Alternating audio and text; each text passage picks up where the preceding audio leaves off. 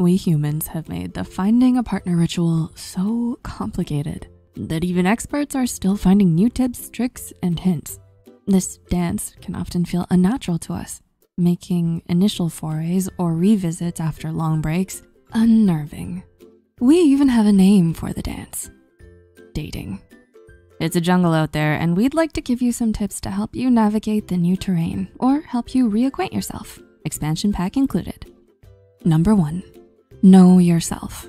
Before you even contemplate who the other person is, you definitely need to know you.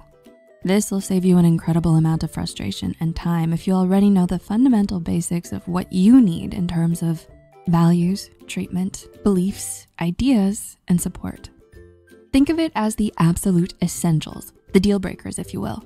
For example, you can probably live with a person who likes a different brand of chocolate than you, but you might never be able to stay with someone who refuses to comfort you when you're crying. Spending some time exploring which behaviors you value can help you develop reasonable and tangible expectations. When you understand this, you can confidently allow yourself to cross off the list those who don't meet your needs. Number 2, go at your own pace. Hey, who's in the whole dating thing again? That's right, it's you. You're a part of this, and so you have every right to decide how you are going to go about it. Sure, other people may try to nudge you in particular directions, but you are the only one who 100% knows what's going on inside and can tailor your speed to it. In fact, being rushed could be considered a red flag. If someone keeps pushing, rushing, and insisting despite you indicating otherwise, this is a sign that the other person can't take no for an answer, which in turn implies just how little your needs matter to them.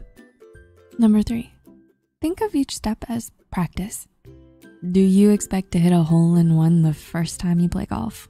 Well, dating is kind of similar. It takes practice. These days, online meeting through texts, apps, and even online forums is far more common. No one you know has vetted these people, and if you are used to meeting people in the traditional way, this can be daunting. Certain behaviors show up more often than others. For example, if you're heteronormative, a woman will have to deal with many messages from men with a blunt, aggressively sexual approach, while the men deal with ghosting from the ladies. Interestingly enough, if you're pursuing a same-sex relationship, there is a tendency for less pressure on who sends a message first, and a lot fewer in-your-face inappropriate replies. Number 4, communicate and be honest. As nerve-wracking as it might be, dating is supposed to be a good thing, a fun thing. And there are a few things less fun than severe discomfort from awkward silences or cringy outbursts. Quite often, many of these painful dates stem from one or both parties not being honest or communicative about their intentions, actual wants, needs, and boundaries. Certainly, first impressions are important.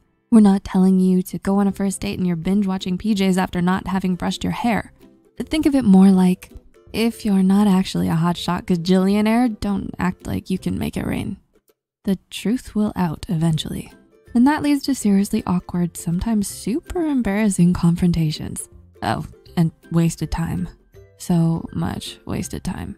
You do want to tell just enough so both of you understand each other. Spilling everything with all details and history in a torrential flood, especially early on, is overwhelming. While it may not be advisable to gush marriage on a first date, it's a good idea to be forthcoming about why you are dating, whether it's a hookup, a long-term thing, or even just haven't met anyone new in a while. In the same vein, don't go on and on about past partners, but being honest about the big stuff like being widowed or divorced, etc., will help steer interactions in the right direction. Giving some general but honest info will help avoid red flag status too. It's about balance. If you're returning to the dating scene after being away for a super long time and give no reason, that seems suspicious. On the flip side, if you spill every single moment of your past like you're trying to find absolution through therapy, this is also not good. Okay, number 5, watch out for red flags. And speaking of those red flags, look out for the 4 major ones: criticism, defensiveness, stonewalling, and contempt. But what exactly am I looking for, you ask? Don't worry, we got you covered. Criticism isn't a one-off, you're late. It's an all or nothing thing with the criticism flag. So more like, you're always late, or you never notice me. So the movies were right on this one. Only a Sith deals in absolutes. Defensiveness is like a pre-attack. Everything you say becomes the opening salvo for a debate, fight, or guilt trip. An offhand comment of, "It's raining pretty hard. Why'd you park so far away?" gets a response of, "I don't want my car to get scratched. Do you know how much that costs? It's just rain. What's your problem?" Or asking for fun, "Do you think a hot dog is a sandwich?" And you get a full-blown insulting tirade about giving inane reasoning to manipulate a result. I mean, come on, sometimes a question's just a question. Stonewalling, on the other hand, takes an inactive approach, just like it sounds. You say a thing, or trying to talk after a conflict, and the other person doesn't respond, or they go offline. You explain your stance, and they either act like they don't care, or they simply act like you didn't say anything at all. Contempt, the most sinister of the four horsemen of the of dating. Contempt goes hand in hand with being condescending.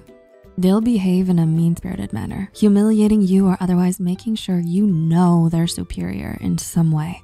So demeaning jokes at your expense on a first date? Run away.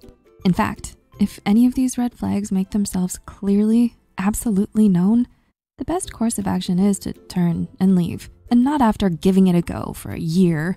Leave quickly. You'll have noticed that they all entail the flag bearer not caring about their partner, or at worst, using their partner as a tool. Like a sport though, dating also has a yellow flag, where there's unease, but you're not really sure if it's really a thing. When in doubt, ask an expert. You could also sit back and ask yourself how you'd feel if this treatment was being received by someone close to you. When put in that light, we tend to lose the rosy glasses of initial dating forgiveness. Number 6, tell someone you know where you are and be aware of your surroundings. I know you've been watching those docuseries, or at least have seen the news feeds. You know the ones where the aftermath involves a friend or family member of the victim saying, "We had no idea where they were. If only." Always let someone you trust know where you are and with who. You never know when something may happen. It might be something petty like, "This is super awkward. Can you conveniently show up or call so I can leave this date?" Or on the other hand, it could possibly save your life. As much as we're all digitally connected, always remember that someone you met online or while waiting for coffee is not someone you know. Dating is complex. We want to arm you with your best chance. So stay tuned for part 2 and take that stride and pride. We're here for you.